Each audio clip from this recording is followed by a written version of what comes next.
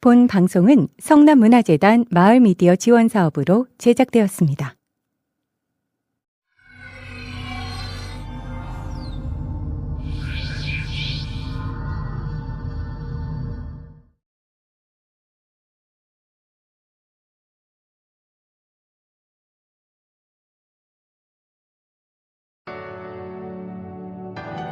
(2023) 마을 컨텐츠 아카이빙 프로젝트 5번째. 지금 여기 성남 상대원 일동 이야기. 지금 여기 성남 2023년 마을 컨텐츠 아카이빙 프로젝트 5번째 이야기 상대원 일동 이야기는 상대원 성경 아파트를 중심으로 구성되었습니다. 먼저 구성을 살펴보자면 프로젝트 이야기, 작가 노트, 포토 에세이와 상대원 일동 사람들의 이야기로 나뉘어져 있습니다.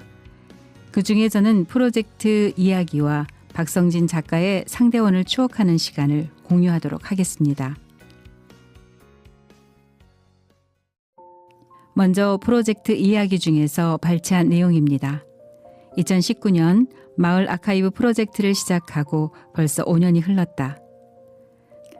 그 사이 원도심에서 첫 번째로 민간 합동 방식으로 재개발을 추진한 5,320세대의 이 편한 세상 금빛 그란매종 아파트가 들어섰다.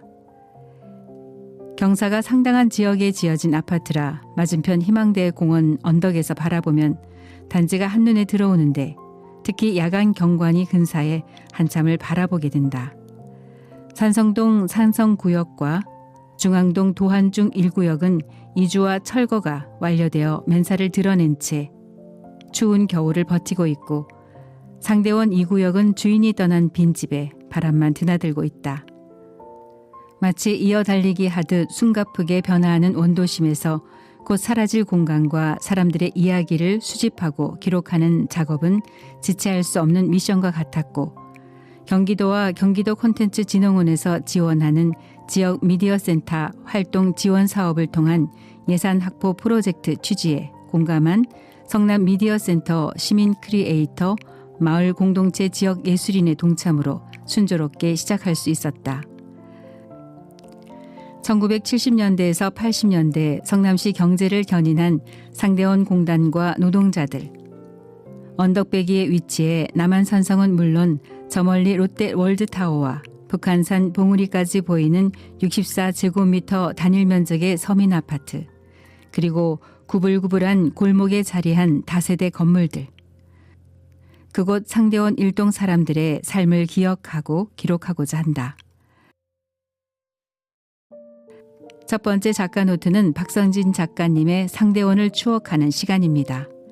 그림은 윤정 작가가 그렸습니다. 글 서두에 중원구 상대원 일동을 취재한 내용을 바탕으로 작가의 상상력을 더하여 작성되었습니다. 이 글에 등장하는 지명, 상호, 인명과 대화는 실제로 이루어졌습니다. 다만 본글에 등장하는 대화는 말씀하신 분의 오래된 기억을 되돌아보며 하는 주관적인 서술입니다. 성남의 시작은 지금으로부터 50여 년 전 광주에 생겨난 대단지에서 출발한다. 거대한 땅이라는 의미를 지닌 광주는 서울 남쪽과 경기도 광주시, 하남시, 성남시를 모두 포함한 지역이었다. 1969년 지금의 성남이 아직 광주였던 시절, 이곳에 대단지가 조성되며 사람들이 모여들었다. 아니, 대단지가 조성되었다는 표현에는 어폐가 있다. 입주권을 사서 들어간 주민들이 막상 마주한 것은 텅 빈 땅이었고 그들은 스스로 천막을 치고 벽돌을 쌓아 집을 지어야 했다. 거주 단지를 조성한 것은 개인들 스스로의 힘이었다. 그렇게 시작된 광주 대단지는 우여곡절 끝에 1973년 성남시라는 지금의 지명을 갖게 되었다. 집에 사는 사람들에게는 일터가 필요했다. 흔히 공단이라고 불리는 성남산업단지가 조성된 이유가 여기에 있다. 성남 123 공단 공업지구도 이제 곧 50주년을 맞이한다. 지금 이 순간 성남 원도심에서 가장 눈에 띄는 변화는 재개발이다. 재개발은 우리 눈에 보이는 공간의 모습을 바꾼다. 오래된 집과 건물이 사라지고 오래된 길이 없어진다. 이런 것들은 사진이나 영상으로 기록해야 한다. 오래된 물건이나 건물 부속들은 수집가들의 손을 거쳐 박물관으로 간다.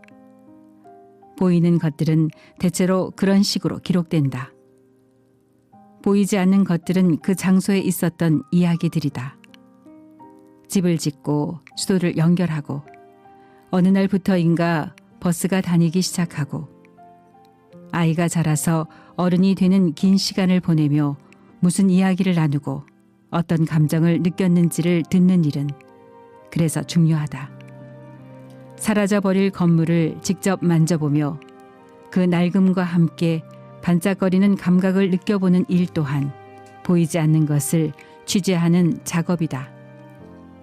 그러면서 이제 사라질 우리 동네에 좋았던 일들을 다시 떠올려 보게 된다. 좋았던 일들 중에서 더 이상 지속할 수 없는 일들은 아쉽게 떠나보내고 그래도 이어갈 수 있는 좋은 일들을 생각한다. 비록 성남이 아니라도 전국 어디에서나 있을 법한 재개발을 앞둔 집들은 한때 그곳에 살았던 혹은 아직 살고 있는 사람들 덕분에 의미를 가진다. 의미를 들여다보고 있노라면 이 장소들이 아직은 사라지기에는 아쉬운 삶의 이야기들이 담긴 곳이라는 발견도 가슴을 파고든다. 성남시사 편찬위원회에서 발간한 성남시사 제4권 정치경제편에서는 상대원 공단을 제법 자세히 설명해 놓았다. 광주 대단지 개발에 가려진 측면이 있지만 실은 공단 또한 광주 대단지 개발 단계에서 이미 조성 계획에 포함되어 있었다고 한다. 당시 정부는 서울시 철거민 이주단지 광주 대단지 자립도시 기반을 마련하기 위해 이곳을 지방공업 장려지구로 지정하였다. 이는 성남을 서울의 인구를 흡수하는 주거지로서만이 아니라 그 자체로서 자립할 수 있는 도시로 건설한다는 의미이다. 그리하여 1968년 5월에 이미 서울시는 광주 대단지 조성 계획을 인가했다. 그 결과 1974년 9월에는 성남 산업단지 제1,2공단이 준공되었고 1976년에는 제3공단이 준공되었다. 성남시 경제적 초대를 이루는 공단은 중소기업들로 채워졌는데 이들은 식품, 전자, 기계, 금속, 화학, 섬유업체 등으로 수도권 정비 차원에서 이주된 업체들이었다. 한창 상대원 공단이 준공되던 1974년부터 76년 그 시기의 성남을 떠올려 본다. 1973년 광주 대단지에서 성남시로 승격되었을 당시 성남 인구는 19만 명이었는데 이후 1975년이 되자 27만 명을 넘어섰다. 이렇게 가파른 인구 상승에는 성남시로 승격되면서 주거 환경이 안정화된 것은 물론 상대원 공단이라는 새로운 일자리도 작용하지 않았을까.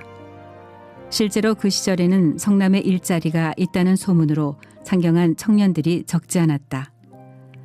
1975년에 조사된 공단의 제조업체 수는 184개이며 종사자 수는 2만 1,500명이었다. 하지만 5인 미만 영세 사업자도 많았으며 이런 영세 사업체까지는 제대로 조사하기 어려웠기에 아주 정확한 수치라기보다는 어림잡는 정도로 이해함이 좋을 듯하다. 당시 삼형전자나 OPC 같이 규모 있는 회사들에서는 군입대로 휴직한 근로자가 다시 복직하여 근무할 수 있었다.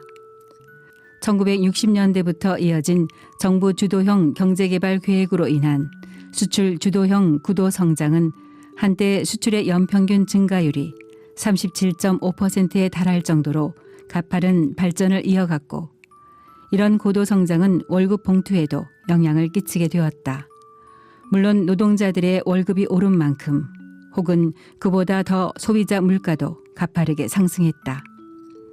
물가 상승, 월급 인상 등 여러 가지 변화 속에서도 여전히 변하지 않는 것은 근무 환경이었다.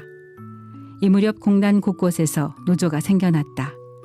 특히 제1공단에서는 삼형전자 노조가 그 주축이 되었다. 삼형전자 노조는 72일간 파업을 지속했고 이는 성남의 공단에 최초로 공권력이 투입되는 사건이기도 했다. 이런 기억을 떠올린 분은 현재 중앙시장에서 떡볶이집을 운영하시는 손명철님입니다. 순창에서 나고 자란 손명철님이 1978년 16살에 부모님이 챙겨주신 카시미론 이불 하나, 스텐 밥그릇, 젓가락 4짝과 숟가락 2개를 챙겨 보증금 1만 원에 월세 5천 원짜리 성남의 루핑집 단칸방에 정착하고 삼형전자에 취업하고 청년이 되어 군입대하고 결혼하고 노조 활동을 하다가 구속되어 공장을 그만두기까지의 이야기가 담담히 담겨 있습니다. 연애랄 것도 없이 그냥 알고 지내다가 군대 제대하고 결혼하였다는 표현이 너무 재미있어서 한참을 웃었습니다.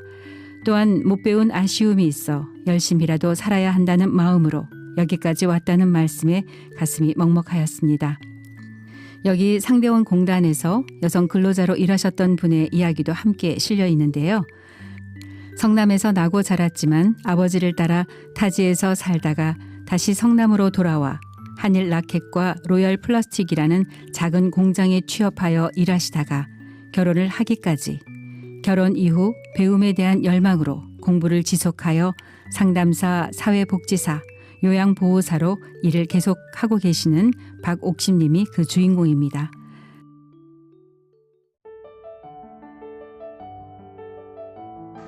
여러분은 1966년 서울 인구가 380만 명이었는데 무허가 건물에 거주하는 인구는 127만 명이었던 사실을 알고 계실까요? 서울 사람 가운데 3분의 1이 무허가 건물에 살았던 셈인데요. 서울시 인구 분산을 목적으로 한 위성도시 개발 계획인 광주 대단지, 지금의 성남시 수정구와 중원구 일대의 조성 사업이 시작되었다고 합니다. 이때부터 선입주 후 건설 계획으로 철거민 이주에만 급급했던 나머지 광주 대단지 지역은 교통과 생활 환경이 형편없었다 등등 흥미진진한 이야기가 실려 있습니다. 상대원 일동 이야기의 배진환 작가님의 작가 노트 중에서 원도심 공동주거의 역사에 대하여는 다음 시간에 공유하도록 하겠습니다. 작가님들이 쓴 글이 너무 감동적이어서 더하고 빼지를 못하여 그대로 전해드렸습니다. 지금까지 낭독의 이정은이었습니다. 감사합니다.